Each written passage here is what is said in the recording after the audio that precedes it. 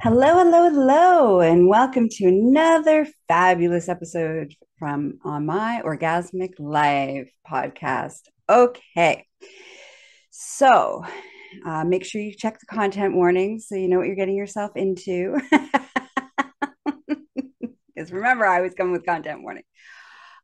Okay, so today I want to have a conversation about choosing joy and happiness, even when you feel like in the dumps or you're feeling very bummed or shit is going sideways in your life or in the darkness. That the choice and the empowerment of choosing happiness is key to pulling yourself out of some pretty dark places. And I know it's helped me pull me out of many, many dark places. So that's what we're going to talk about today. Um, so if you're looking for like hot, sexy conversation, you're going to probably have to wait until next week's episode. Okay, so where do I want to start? Okay, so over the last while, well, actually, in all fairness, this pretty much this whole year so far has been pretty crappy for me, and sometimes literally crappy for me.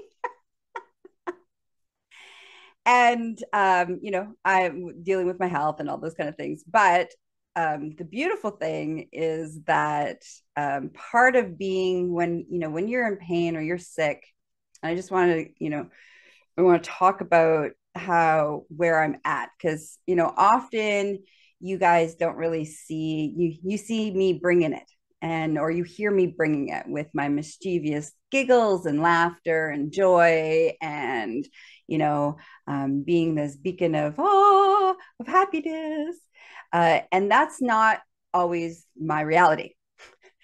Actually, it's often not always my reality. Well, it used to be more my reality, but this year so far, it has not been so much of my reality. I've been able to kind of pull it together. I have little spurts of it. And when I have those little energy spurts of joy and happiness and playfulness and all the things, mischievous and all the things that are so delightful about me, I managed to do some recording. So you guys get to enjoy that. All right. So I'm sharing this back piece so that you're like, well, you guys never really see me in a space of a low, emotional low, darkness, a place of coming close to place, being in places of despair. My audience, I mean, who wants to listen to that, right? So I don't share that stuff with you guys. So I'm going to talk a little bit about that, and then I'm going to talk about how I managed to keep pulling myself out of those places so that give you guys some tools in case you're struggling with life right now and would could really use some support. Okay, so before I do that, I'm going to turn off this light because right now I'm kind of washed out and you know look very, very pale. The light, I don't know if that helped. I still, if you're watching, I'm like, I still kind of look rather pale today. Oh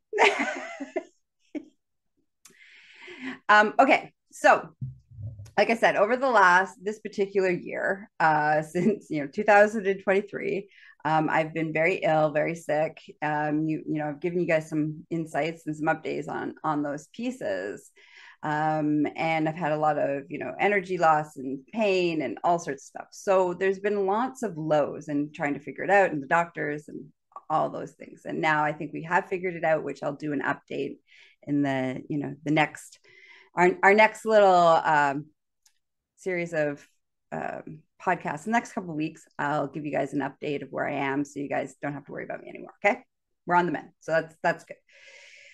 But so physically, my body has been on the mend, and so my energy levels are getting better every day. I'm more capable of getting stuff done. I'm able to go for my power walks and like outpace old people.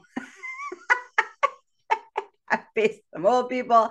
Also, I actually outpaced a dude walking his dog the other day. I was like, yeah, look at me. Look at all the energy I got. I'm able to like run up and down the stairs. It's like, so physically, I'm getting better. But what I noticed was, like, for example, yesterday, I really was very low, and I have been very low. So I noticed this when I was walking out of the house and it was raining, and I was like, oh my God, it's raining. I'm going to get wet. And I'm like starting to run to the car. And then all of a sudden, a part of me was like, oh, wait, you love the rain. Like, I love the rain.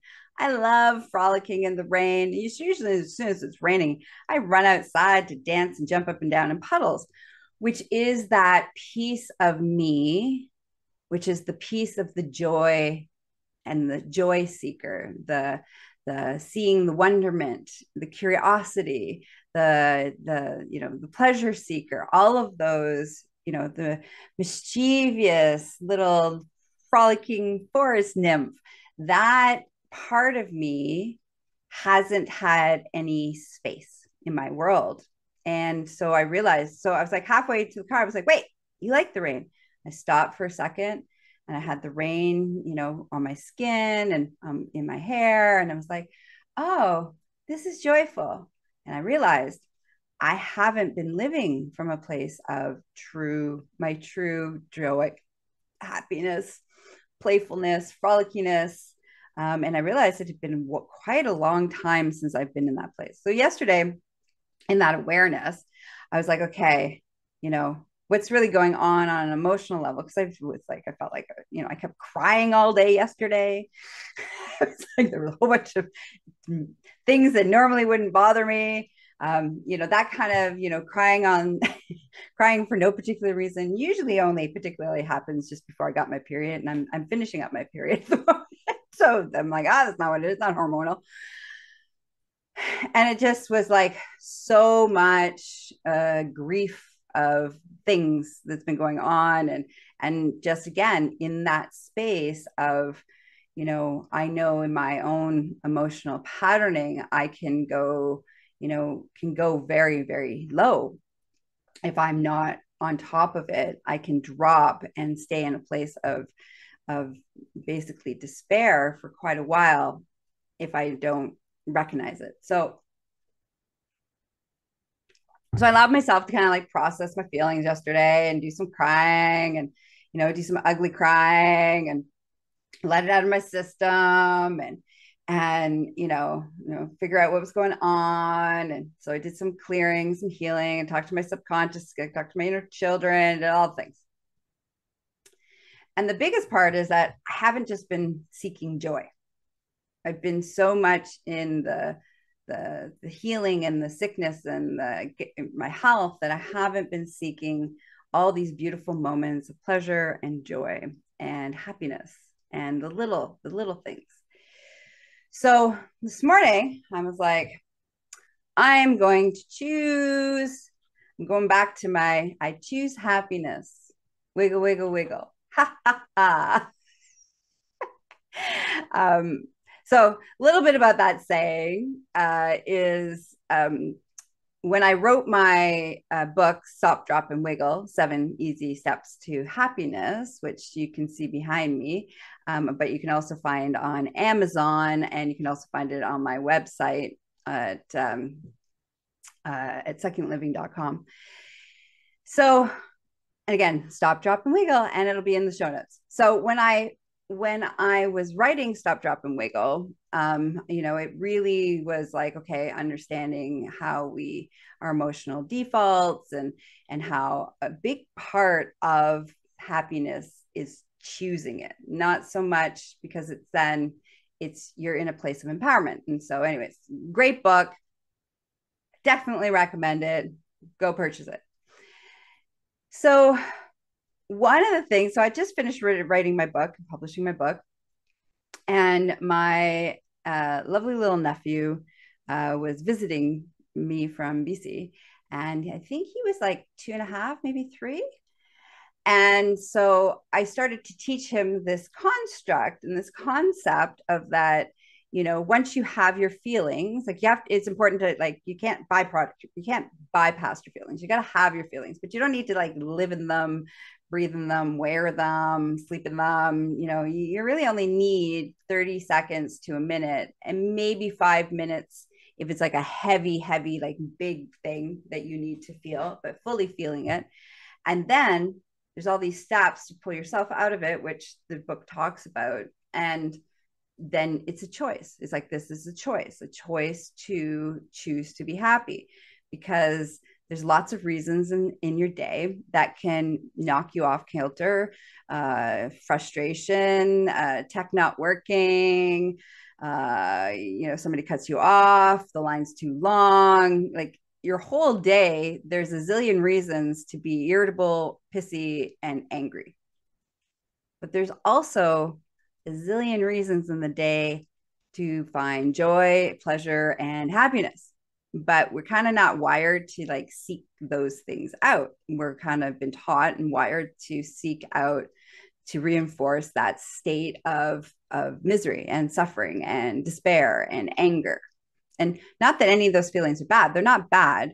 They just don't, when you feel them, they linger in your body for, like the studies say, if you're, for example, 5 minutes of anger lasts in your body for 5 hours, with all the biochemical releases and all the things. Okay. So just on a biological level. Okay. So we can choose to change those chemicals in our body by counteracting those moments that we have to have. These are important to have those moments, but to not stay in them and not to flourish in them and stay stuck in them, and talk about them, and talk about them unless you're processing, talk about them with your friends, and then their friends start talking about their shitty lives, and now you're like bonding over how shitty your lives are, and so you can stay in that loop, and our society supports that. So when I say we can choose joy and we can choose happiness no matter what's going on in our life, I really mean that. I truly, not only do I mean it, but I practice it. So yesterday was a day where I'm like, wow, I hadn't realized that I was so irritable and grumpy and miserable and sad and all the things, until I like leaned into it yesterday, and I was like, oh, okay, yeah. And this morning I was like, fuck that shit. I'm going back to frolicky, happy me. I had my feelings that I needed to have, and now it's time to move through that and choose happiness. So here's how I chose happiness this morning. So first thing I usually do in the morning, which is a reset, and it also helps my body, is I do a couple hours of meditation. And you don't have to be hardcore like me and do a couple hours, but I have my like deep sleep. I do like an hour of like really deep sleep meditation, and then I do like an hour of like healing on my body with like guided meditation, so my body can be healing while I'm in this delta state. And then I usually do like half an hour to an hour of like theta, which is the state where I can program what I want to, how my being insight into the cosmos. And it's the state in which people who practice meditation want to get to, the state where everything is still and quiet, and it's a beautiful state where your body and your brain is most likely to embrace new constructs and new concepts. And it also resets my nervous system. So because I have trauma, and often because of all that trauma as a child, I've never, like, my nervous system, my whole digestion, all that stuff, never got to be in a state of Zen. It functioned from a state of adrenaline because of all the trauma that I was under. And so my body learned to function in this high state of anxiety, high state of adrenaline, high state of life or death, fight or flight. Like, that's how my body was, basically learned how to be. And so a big part of my changing my whole ecosystem of my body has been learning to change how my body functions on not on adrenaline, but on Zen, that I'm gas powered by Zen versus, oh my God. And there's like different kinds of Zen. There's like inactivity Zen, where I'm just like, literally doing nothing, being in the void. Then there's active Zen, where I'm still functioning in my day to day, but I feel really calm and settled about it. And even when I get excited, it's still from a place of joy. And it may spike a little bit in my body of like, woo, excitement. But it's still from a place of Zen. So my whole function in life is to find the Zen, live in the Zen, and train my whole being to function from a place of Zen versus from a high energy, high anxiety, adrenaline space. Okay, so that's been my last 10 years of my life is learning how to do that. And sometimes I'm good at it, and sometimes I'm not.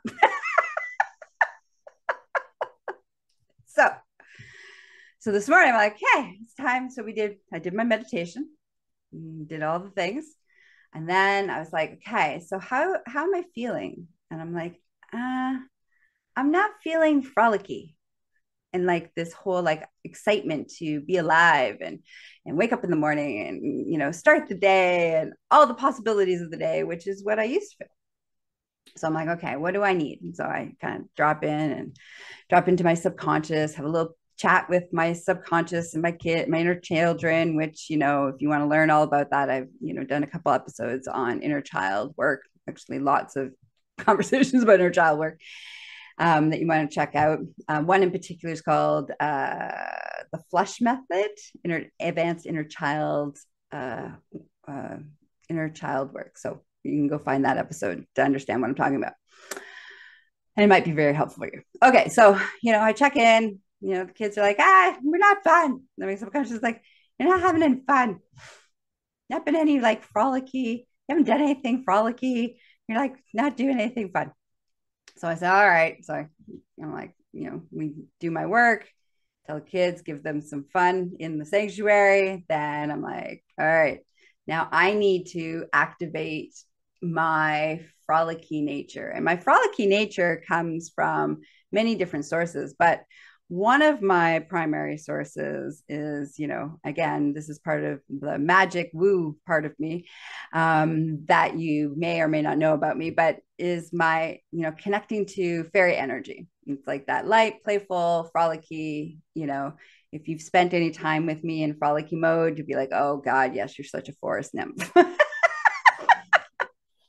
And if you're seeing me, I got flowers in my hair right now and sparkles in my hair right now. And I'm all like, I'm all very fairy like at the moment. So I dropped into, calling in that fairy energy into my life and spending some time with the fairies and having the fairies, come hang out with me today. And so that's one way. So even just putting on, I could start feeling the shift. So before I actually got out of bed, I was like, you know what else I haven't done in a while is masturbated. I've whacked off lately from this joyful activation space. I've done, I've had a couple orgasms here and there to help with pain management, but I haven't like done it just because I want to and it's fun and it's playful and I haven't done it in a while. I was like, oh, that's also not a good sign. Not frolicky and not orgasmic. Woo, we got to change that. So while I was like dropping in and masturbating, I also was doing sex magic. So here's another part of my woo. If you're not a sex magic person, don't worry. You can just, visualize being activated and your energy, all the energy that you're building with your orgasm and visualize them charging all of your cells and finding beautiful pleasure and all of that. Okay, so for me, I did some sex magic, activated my happy, horny, sexy self. Had a couple really good orgasms, And I was like, all right, so now here we go. That's good. We're at that stage, feeling a little bit better, had a little orgasms. Let's go put some makeup on. Let's go do our hair. And let's get frolicky and let's record a podcast. And so I wasn't quite fully yet there. Right. So I did my hair, put my flowers in my hair, put my makeup on. And I was like, okay, I'm almost there. I can almost feel all of me being choosing happiness. All right. There's still a little bit. So I'm like, all right, there's two sure ways for me to truly activate my playful, joyful self. One is making faces at myself in the mirror. My favorite face, if you happen to be watching this, you can see it on YouTube, is my puffer fish.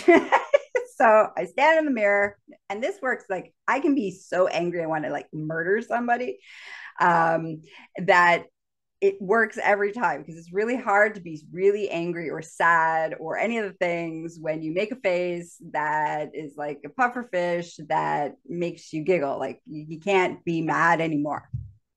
Right? So anyways, I forgot to tell you about. I started a story and I lost the story. I'll finish this story and I'll come back to my nephew. Okay. I'm like, oh, I totally forgot about where I was going with that story. A little out of practice. Okay. So my puffer fish is I put my hands on like in front of my ears and I close my mouth and I puff up my cheeks. I can't talk while I'm doing it. I puff up my cheeks and then I move my hands back and forth like they're little fins. Okay. So for anybody who is listening, you might really want to go watch this episode just to see this. Okay. And you can find it on YouTube. All right. So, ready? So this is what it looks like. I look ridiculous. My eyes are bald. I look so ridiculous. And again, I can't stop laughing because it's ridiculous. So making faces at yourself is a great way to drop out of whatever emotional state you're being that you've maybe been in for a little too long and it's not serving you anymore. And you're ready to like move out of that emotional state. Making faces a quick, easy way of kind of bringing out the joy and kind of shifting the narrative, and also starting to shift the biochemical response in your body. And again, my book talks in great detail on all the steps on how to go about doing this and learning how to do this. Okay. So I did my puffer fish, which started to make me laugh, which then is followed by my guaranteed, no matter what is going on, will pull you out, is laughing for 60 seconds and like a full on minute. And I talk about this in all sorts of different things. And, I have laugh tracks that people can, download from me. And, for my clients that, when I teach my clients this technique, they have a hard time, but they seem to really get laughing when they listen to my laugh track because I'm ridiculous. So I have this one particular laugh that no matter how angry, no matter how sad, no matter how crappy I feel, if I do my evil witch cackle, which I'm going to show you in a second. So hold on, I'm going to move my body back so it's not so loud. This will like send me into full on laughter, and I time it for a minute. And once I've laughed for a solid minute, I have now changed the biochemicals and the neural pathways in my brain that will allow me to now choose pleasure, choose joy, choose happiness, and pull me out of the loop of being in suffering, misery, anger, sadness, all the ones that, they're not, again, you need to feel them. You just don't need to feel them for a really long time. Okay. All right. So here's my little laugh that always gets me. Ha!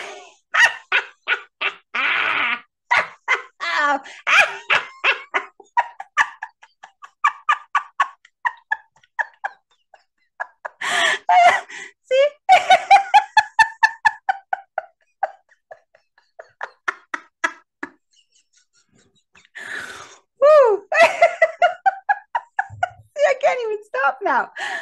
Oh, all right. Settle down. Settle down.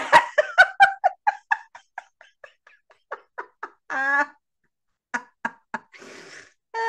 all right. So if you want a laugh track from me so that you can just have it on your phone in an emergency state, you can just play it. If you found not you start to laugh with me is a contagion, then reach out to me and I can direct you where you can get some laugh tracks from me. Okay. So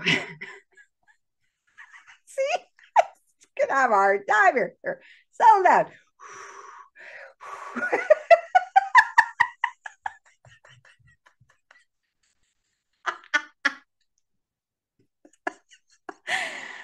It's better than laughing gas. All right, so let's circle back around to my nephew. I started to tell the story and then I got sidetracked. Anyways, okay. So he's visiting me and he's like going through his like, and I'm teaching him the construct of, you can, you've had your tantrum, you've had your feelings. Now let's change the narrative.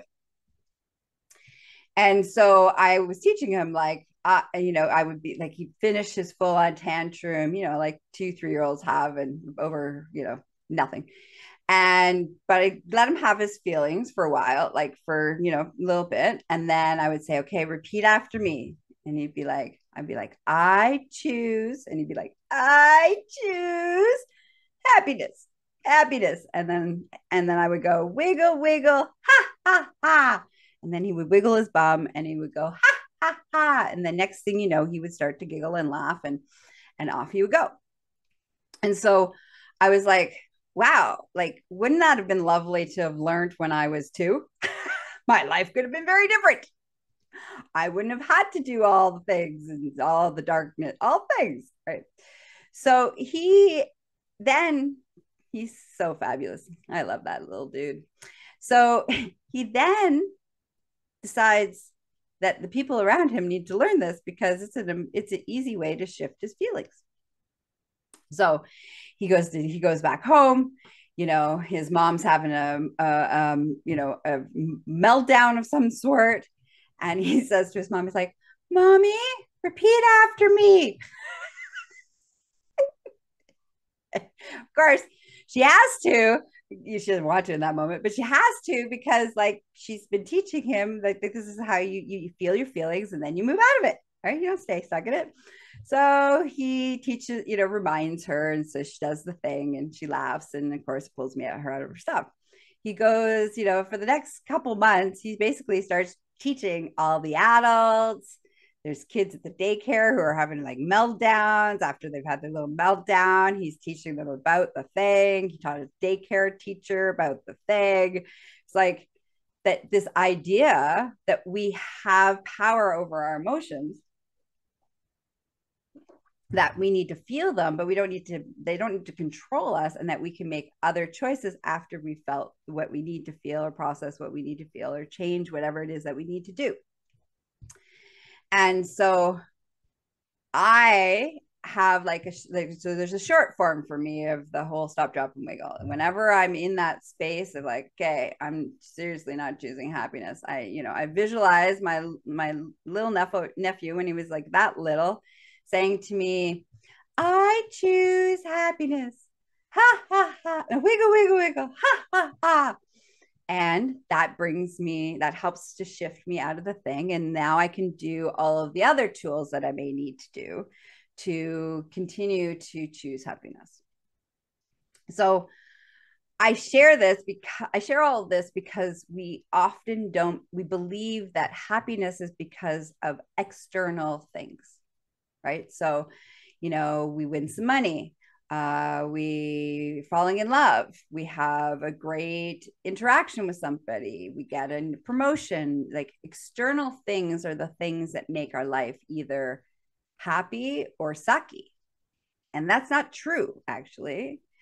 Yes, those good, fun, you go on vacation, great things happen, miracles happen, you have great conversations, like all of those things are definitely help to support happiness in your life. But it's not what creates the happiness. The creating of the happiness is your choice to find the happiness. Because you can go through your day, like I said, you can go through every day and there can be, 20 things that justify why you are angry, miserable, depressed, despair, all the things. Okay. There's like 20 things in that day that would definitely, if you were to have a conversation with somebody, say, yeah, that really supports why you feel like life sucks. But there's also probably 20 things in that same day that could have brought joy and shown that your life is awesome. And so it's that piece of choosing to look for those 20 things and basically, it's a muscle that needs to be, trained. Okay. Is to start looking for the joy moments in your life. And if you can't find one, I gave you two really easy ones to where you can manifest into reality. One, making funny faces at yourself in the mirror, and two, laughing hysterically for a minute.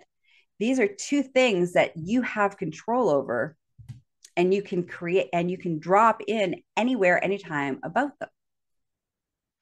So that's what I want to leave you with, is that, it's easy. It really is easy to find all the things that suck in life. And there's a lot of things, like, don't get me wrong. Like, there are a lot of things that on a day-to-day basis can be really shitty and really sucky. I'm not denying that they exist. The key is to feel them for a moment and then shift out of that place to go back into choosing happiness. There'll be another moment soon enough that will suck. So don't worry, you don't have to stay in sucky. There'll be plenty of moments throughout your day where there'll be a moment like, fuck, this sucks. And there'll be plenty of moments and possibilities in your day where you can choose to move out of that suckiness. And when you're first starting, or if you're first watching somebody go through this, it kind of feels almost like manic depressive.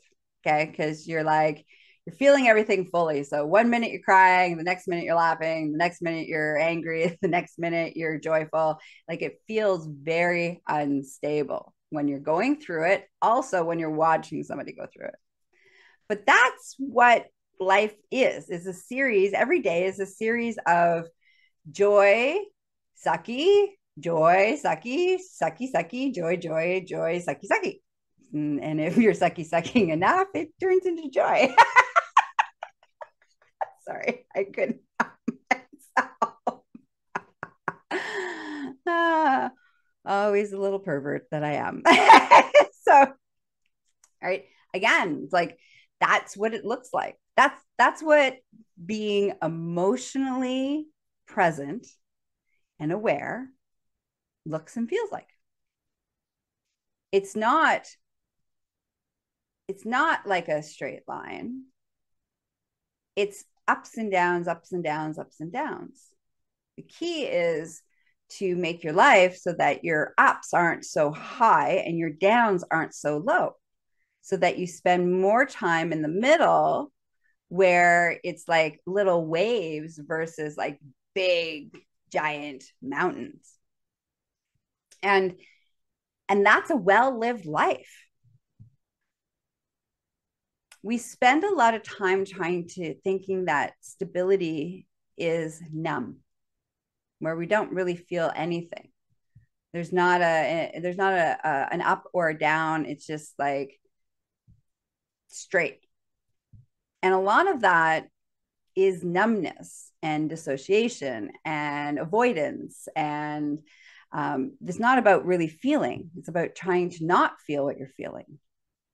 But when you truly feel, you get to be present. And when you're truly present, you get to experience life in a new, wonderful way, because you can now see all the beauty and the wonderment in the world.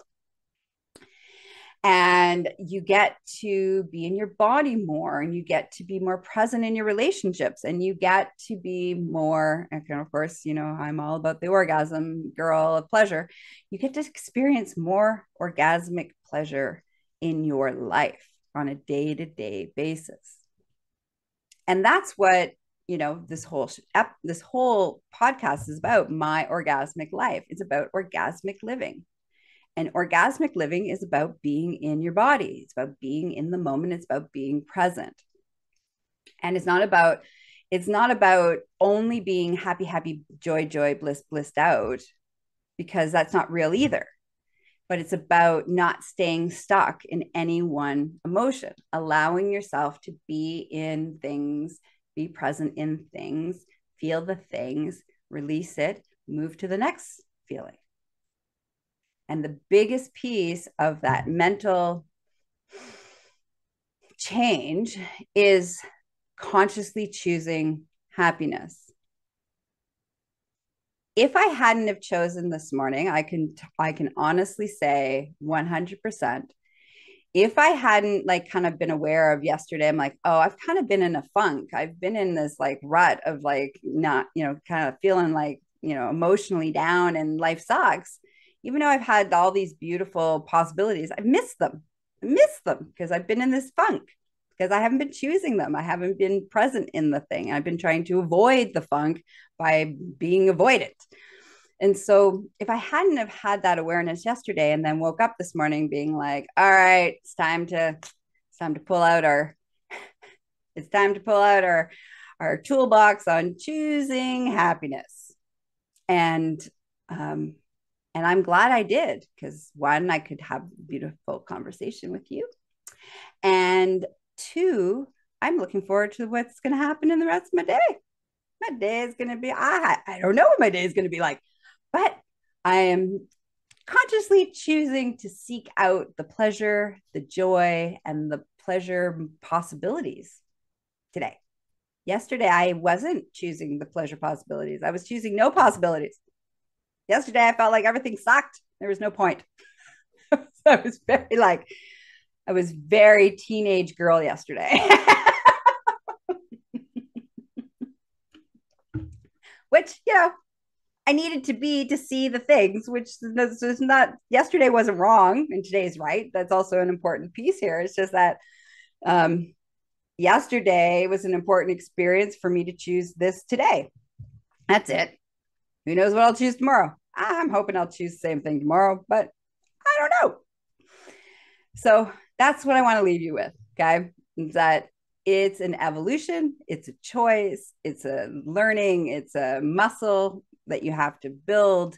If you're like, this sounds like it's something intriguing, I would recommend going and getting my book to start that process. And then after you've read the book and implemented some of those things, if you're still struggling with, if you're still struggling, period, it doesn't even matter what with, if you're still struggling, then you can reach out, make sure you reach out to me at GaiaMorissette.com, and, go visit the healing website and reach out, and we can talk about how I can support you. Or if I'm not a good fit for you right now, I have, somebody else who I trust with my crazy and wild and things, who has all the same skills as me, that I can pass you on to her as well. If, one of us will be a good fit for you.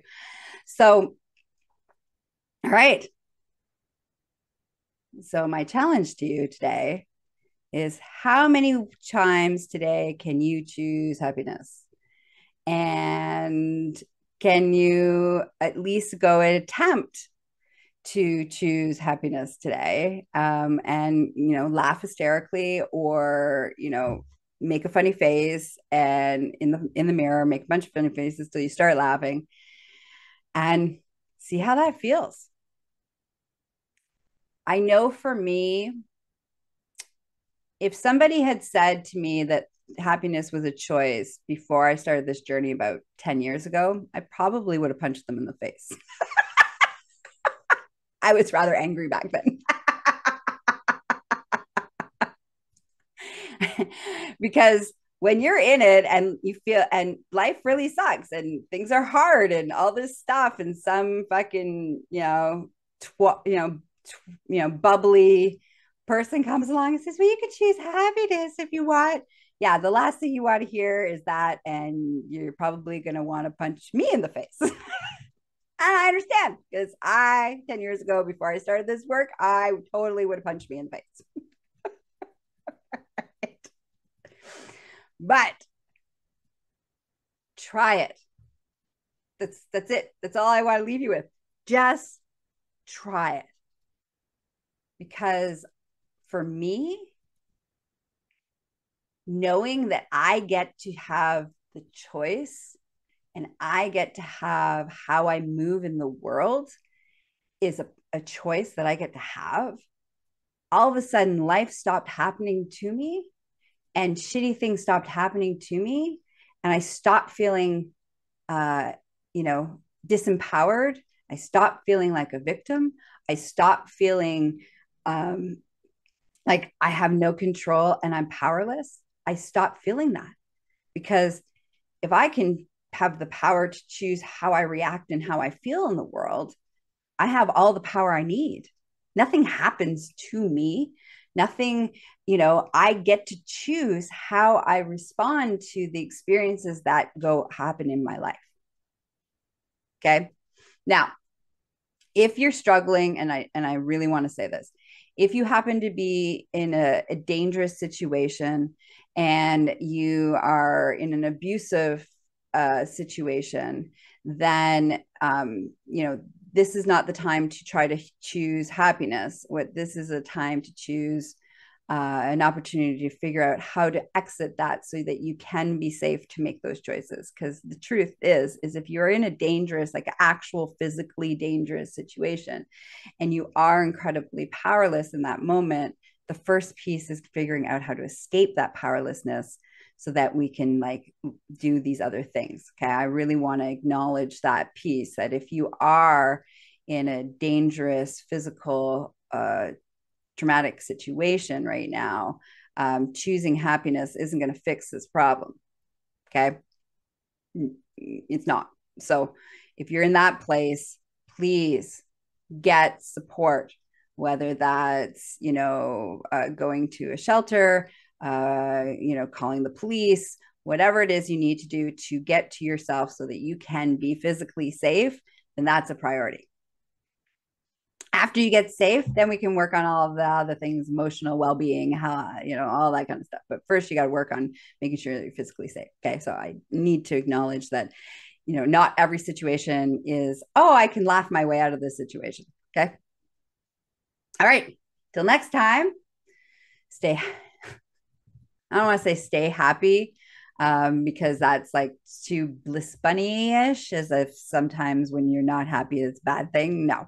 What I want to say is stay curious and find the ways that you get to be empowered in your emotional well-being. Okay. Till next time. Bye-bye. Well, I hope today's episode inspired you, encouraged you, and of course, made you feel tingly inside. I just want to take a moment to tell you how much I appreciate the time that you spend and how I really deeply appreciate you listening. I do it for you guys, the audience, and I love and adore you guys. So, quick loving reminder, I am not available for naked pictures, getting married, having sex, or having anybody's babies. And when you want to spend more time with me in a professional capacity as your coach, your teacher, your educator, your facilitator, you can reach me at GaiaMorissette.com. That's the gateway to all things Gaia.